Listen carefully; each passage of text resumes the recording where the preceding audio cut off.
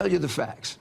They called me. Rudy Giuliani is fighting back. I wasn't operating on my own. Insisting his talks with Ukrainian officials were proper, important, and encouraged by the U.S. State Department. In fact, I'm a legitimate whistleblower. So why is President Trump's personal lawyer so worked up? It comes in the wake of news about the now infamous call between Trump and Ukrainian President Zelensky. In that call, Giuliani's name comes up repeatedly as Trump asks for foreign help investigating Democrat Joe Biden. Rudy very much knows what's happening, Trump says. If you could speak to him, that would be great. That has raised accusations Giuliani was acting as an improper agent of the State Department, arranging a political hit job from afar in the name of official business. Giuliani says no way he was helping investigate corruption, and he says he has a paper trail that proves it, including this text message from a State Department official arranging a meeting. I went to meet Mr. Zelensky's aide at the request of the State Department. 15 memos make that clear. The State Department says Mr. Giuliani is a private citizen and acts in a personal capacity as a lawyer for President Trump. He does not speak on behalf of the U.S. government. But he has spoken for Trump many times. What you just said is totally erroneous. It's not a crime. Attacking his foes, dismissing his critics. It depends on where it came from. It didn't obstruct. The president calls him a loyal ally. Rudy's a very straight shooter.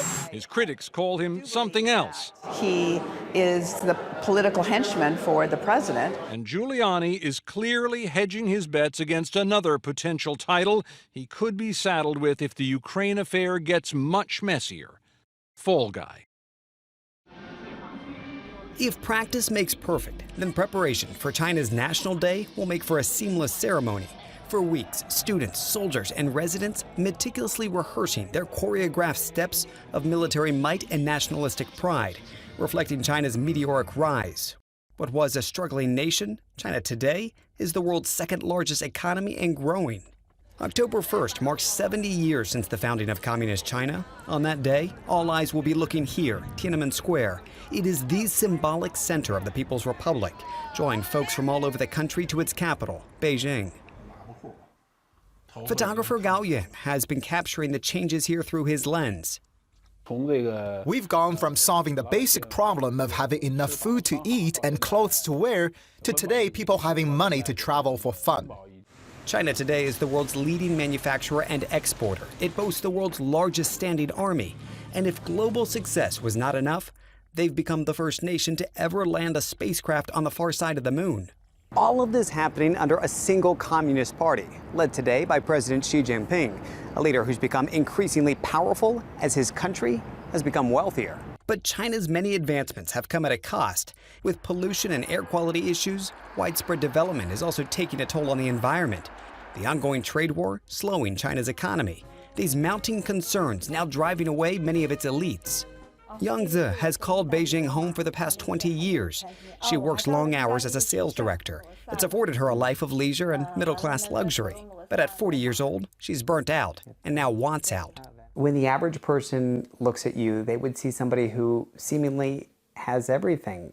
Beautiful home, a car, access to technology. Why leave? Materially, I'm very content, but this is not what I'm pursuing for my life. Everyone in China is busy, and everyone is under pressure, not just me. I'm an example of the majority of the middle class.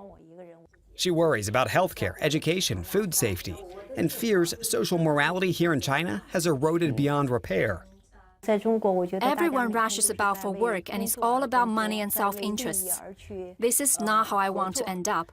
I want a higher degree of happiness and a better quality of life. She's already bought a place in Italy, planning to leave behind her rapidly changing homeland. Change that's led to the anniversary ahead, an elaborate show for both China and the world. Watching, you'll likely ask yourself, is it all a fancy facade destined to crumble, or a precursor to China becoming the new world leader? David Culver, CNN, Beijing. There's a peaceful serenity to this space. Nice little walkway that takes you over a koi pond. Not what you think about when you think about the chaos that often comes with air travel. This is one of 5 what they're calling China Gardens at the brand new Beijing Daxing Airport. It's just opened up to the public, and it's the high-tech features that everyone is really talking about. So let's take you inside, show you them. This is the International Concourse. It's one of 5 concourses that they have here.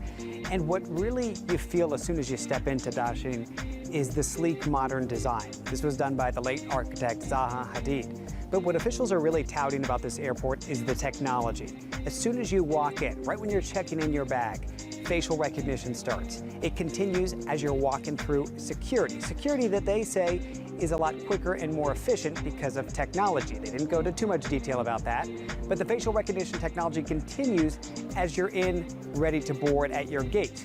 They've got screens that are taking in your image, and they continue all the way up until you go through and board your plane. One of the big takeaways of Daxing is the size. It is massive. They estimate 97 soccer pitches, or about 100 American football fields, if you will, could fit inside.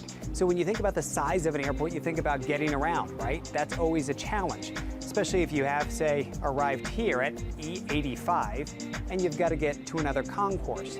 The argument is that because it's this starfish shape, that essentially you can go from one tentacle and get to the main center, they argue, in about 8 minutes time. That's what they say it'll take on average. So they say this is really going to be a time saver ultimately. But overall, it's this newness that you feel, this high-tech surrounding, and that's something that they say continues even on the runway. The officials here say they have a sensor system that can detect 2 centimeters of an object, of debris that might be on the runway, and they can then zoom in with multiple cameras to see where exactly it's located. So high-tech is all over this place. All of this coinciding with the 70th anniversary of the founding of Communist China. In fact, to inaugurate this new airport, President Xi Jinping himself was here. He had a crowd that was gathered of dignitaries, a lot of airport officials, as they began this new chapter in air travel right here in Beijing. Ultimately, Beijing is expected to have the most number of air travelers and passengers coming through this city than anywhere else in the world. David Culver, CNN, Beijing.